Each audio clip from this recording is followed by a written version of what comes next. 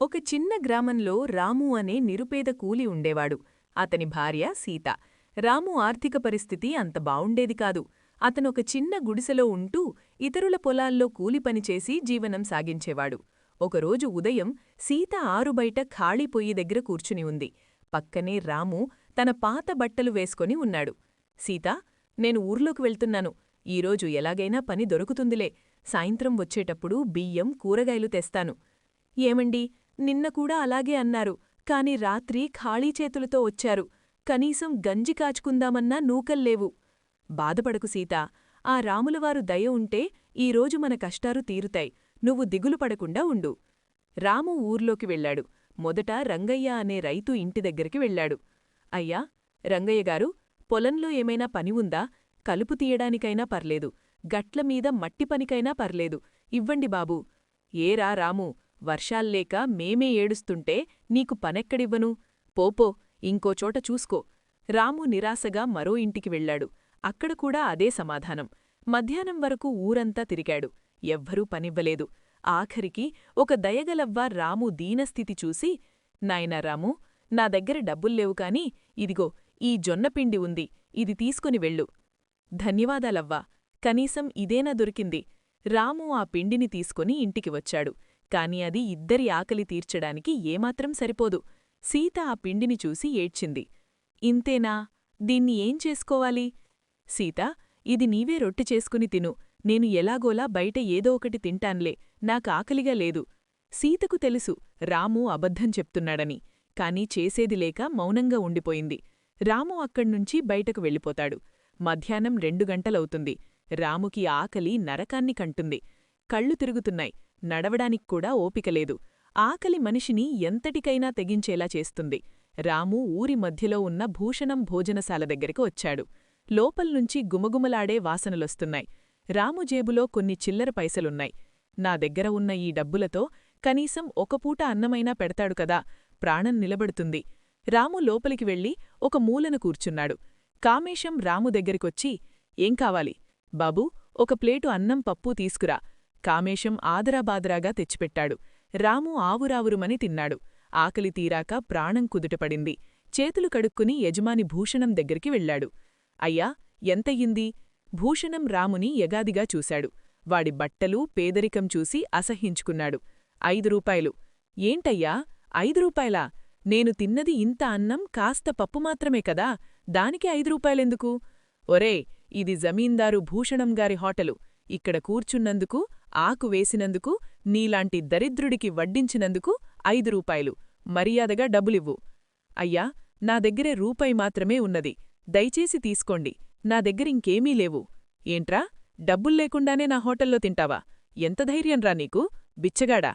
ఆకలి వేసిందయ్యా, తట్టుకోలేక వచ్చాను. రేపు కూలికి వెళ్ళి మీ బాకీ తీర్చేస్తాను. నన్ను నమ్మండి. భూషణం రాముని అందరూ చూస్తుండగానే కొట్టి బయటకు గెంటేశాడు. మళ్ళీ ఈ దరిద్రపుహుల్లో కనిపిస్తే కాళ్ళు విరగ్గొడతా, పోరా! రాము అవమానంతో కన్నీళ్లతో అక్కడినుంచి వెళ్ళిపోయాడు. రాము అవమాన భారంతో ఊరి చివర ఉన్న అడవివైపు వెళ్లాడు. ఒక పెద్ద మర్రిచెట్టు కింద కూర్చొని బోరున ఏడ్చాడు. దేవుడా, పేదవాడికి ఆకలి వేయకూడదా? డబ్బు లేకపోతే అన్నం తినే హక్కులేదా? నా భార్య అక్కడ పస్తులుంది, నేనేమో ఇక్కడ దెబ్బలు తిన్నాను. ఎందుకీ బతుకు? అప్పుడు ఆ చెట్టు వెనుకనుంచి ఒక తేజోవంతమైన సాధువు వచ్చారు. ఆయన ముఖంలో ప్రశాంతత ఉంది. నాయనా, ఎందుకేడుస్తున్నావ్? నీ కష్టమేమిటి? రాము కన్నీళ్లు తుడుచుకుని సాధువుకి నమస్కరించి జరిగిందంతా చెప్పాడు. తన పేదరికం, ఆకలి, భూషణం చేసిన అవమానం అన్నీ చెప్పాడు. సాధువు రాము నిజాయితీని, అతని కళ్లల్లోని ఆవేదనను గమనించారు. ఆయన తన సంచిలోనుంచి ఒక పాత రాగి పాత్రను తీశారు. రాము, నీ కష్టాలు ఈరోజుతో తీరిపోతాయి. ఇదిగో, ఈ పాత్రను తీసుకో. ఇది సామాన్యమైనది కాదు, అక్షయపాత్ర. ఇందులో నువ్వు ఏ ఆహారం కావాలని కోరుకుంటే అది వస్తుంది. నీ ఆకలి, నీ భార్య ఆకలి తీరుతుంది. రాము ఆశ్చర్యపోయాడు. నిజమా స్వామీ? అన్నాడు. అవును నాయనా, కాని ఒక షరతు. దీన్ని కేవలం ఆకలితో ఉన్నవారి ఆకలి తీర్చడానికే వాడాలి. అత్యాశతో అడిగితే ఇది పనిచేయదు, గుర్తుంచుకో. పాదాభివందనం స్వామీ. పేదరికం రుచిచూసినవాడిని. ఆకలి విలువ నాకు తెలుసు.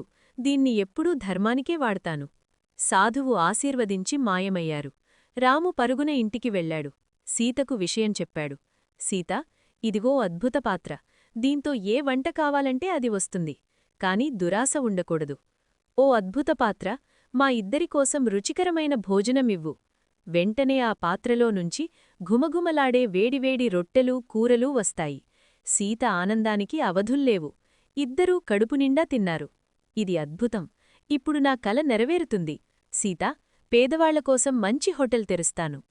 మరుసటి రోజు రాము తన గుడిసె ముందు ఒక చిన్న పందిరి వేశాడు. పేదవాడి హోటల్, అన్నం ధర ₹1 మాత్రమే అని బోర్డు పెట్టాడు. అప్పుడే అక్కడికి ఒక ముసలాయన ఆకలితో వస్తాడు. బాబూ, తినడానికేమైనా దొరుకుతుందా? చాలా ఆకలిగా ఉంది. రండి తాతగారు, ఈ ధాబా మనలాంటివాళ్లకోసమే. లోపలికి వెళ్ళి పాత్రను అడిగి భోజనం తెస్తాడు. బాబూ, ఏం రుచి ఇది? కళ్లల్లో నీళ్లు తిరుగుతున్నాయి. ఎంత ఇవ్వాలి? కేవలం ₹1 తాతగారు. కేవలం ₹1? ఇంత తక్కువ ధరకు ఇంత మంచి భోజనమా? ఇక్కడి ఎవ్వరూ ఆకలితో ఉండరు.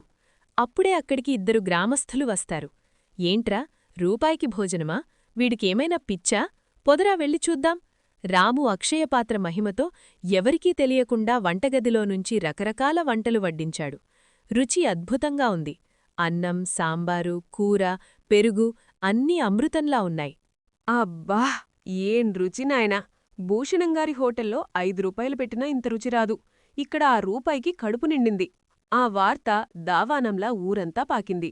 కూలీలు, రైతులు, బాటసారులు అందరూ రాము హోటల్కి క్యూ కట్టారు. చేతికి డబ్బులొస్తున్నాయి. కాని అతను వాటిని పేదల సేవకే వాడుతున్నాడు. డబ్బులేని వాళ్లకి ఉచితంగా అన్నం పెడుతున్నాడు. రాము, సీత ఇప్పుడు సంతోషంగా ఉన్నారు. వారం రోజులు గడిచాయి. భూషణం హోటల్ పూర్తిగా ఖాళీ అయిపోయింది. భూషణం హోటల్లో ఈగలు తూరుకోవడం మొదలైంది. భూషణంకి కడుపు మండిపోతోంది. ఓరే కామేశం, చూసావా? ఆ బిచ్చగాడు రాముగాడు మన వ్యాపారాన్ని దెబ్బతీశాడు. రూపాయికి భోజనం ఎలా పెడుతున్నాడురా? వాడి గిట్టుబాటు ఎలా అవుతుంది? ఇందులో ఏదో మర్మముంది. నిజమే అయ్యగారు, వాడు వంట చేయడం ఎప్పుడూ ఎవరూ చూడ్లేదు. కాని గిన్నెల్నిండా అన్నం వస్తూనే ఉంటుంది.